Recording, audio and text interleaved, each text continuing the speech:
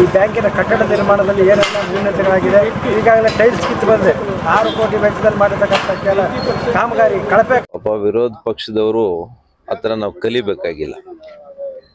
ಏನು ಮಾಜಿ ಶಾಸಕರು ಬಚ್ಚೇಗೌಡರು ಅವ್ರ ಕಾರ್ಯವೈಖರಿ ಹೇಗಿದೆ ಅಂತ ನೋಡಿದ್ರು. ಅದು ಬ್ಯಾಂಕ್ ರೀತಿಯಲ್ಲಿ ಹೋಗ್ಲಿ ಕಟ್ಟಡ, ಒಂದು puncture shop, cycle puncture shop ಇದೆಯಲ್ಲ, ಅದಾದರೂ ಸ್ವಲ್ಪ ಚೆನ್ನಾಗಿರುತ್ತೆ.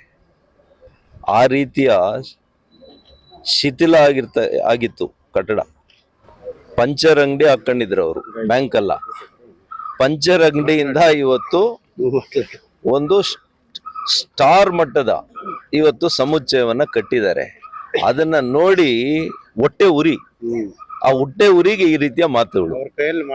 ಯಾಕೆ ಹೊಟ್ಟೆ ಉರಿ ಮಾಡ್ಕೊಳ್ತೀರಿ? ನಿಮಗಂತೂ ಮಾಡ್ಲಿಕ್ಕೆ ಯೋಗ್ಯತೆ ಇರ್ಲಿಲ್ಲ, ನಿಮಗ್ ಮಾಡ್ಲಿಕ್ಕೆ ಪ್ರಾಮಾಣಿಕತೆ ಇರ್ಲಿಲ್ಲ. ಮಾಡಿರೋರನ್ನ ನೋಡಿ ಅದನ್ನ ನೋಡಿ ಮೆಚ್ಕೊಳ್ಳೋದಾದ್ರೂ ಕಲ್ತ್ಕೊಳ್ಳಿ. ಇಷ್ಟು ವಯಸ್ಸಾಗಿ ಕೂಡ ಈಗಲೂ ಹೊಟ್ಟೆ ಉರಿ ಬಂದ್ರೆ ಹೆಂಗ್ರಿ?